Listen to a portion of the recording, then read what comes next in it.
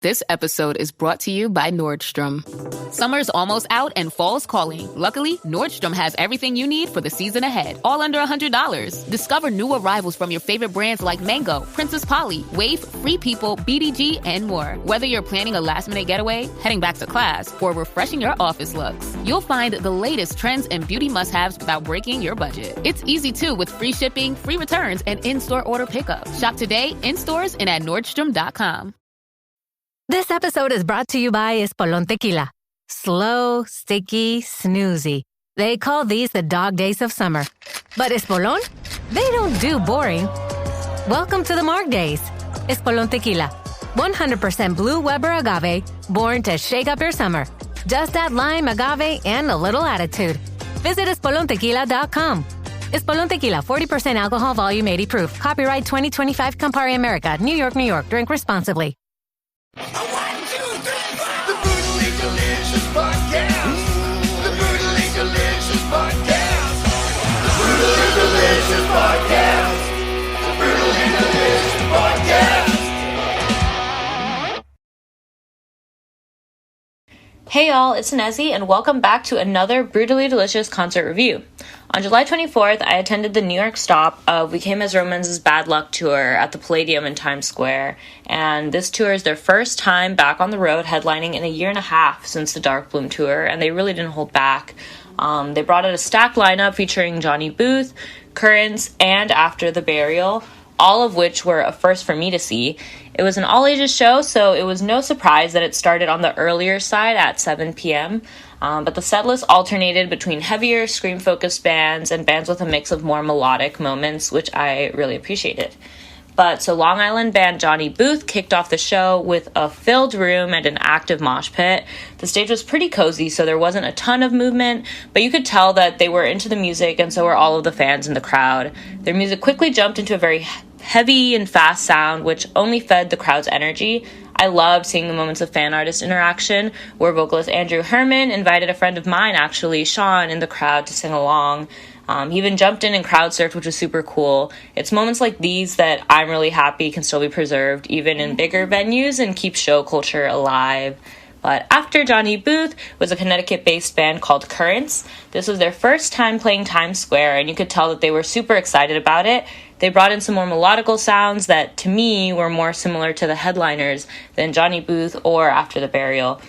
With that sonic handoff, their set definitely had higher and lower energy points, but Currents knew how to command the audience and kept us all entertained. Some standout moments, memorable moments from this set were a really great guitar solo and breakdown during their song Monsters, and also bringing in some more rap-esque and poetic elements in their song Kill the Ache. The sound reminded me a lot of the band Issues, if y'all know them, and some of their rap breakdowns, which felt pretty unique amongst this lineup to me.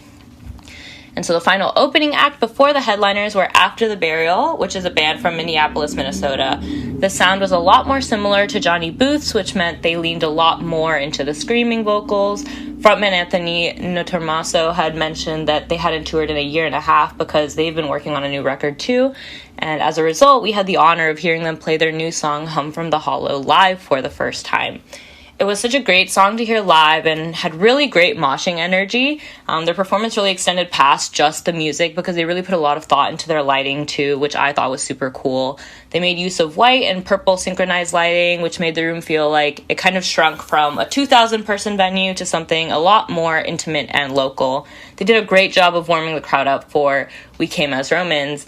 And as the headliners, it's no surprise to me that they had such a comfortable presence on the stage. We Came as Romans moved and jumped around the stage the most out of all of their openers. It was super high energy, and it really did feel like a party. Everyone was having a great time, including the guys up on stage. This show was special because they were filming content for the Red Smoke music video off of their new album, All Is Beautiful Because We're Doomed. That meant we got to hear that song, and everyone in the crowd really brought their energy and their A-game for the videographer. It was really crazy because some folks in the mosh pit even lifted up the videographer to film the crowd from a higher vantage point for this music video.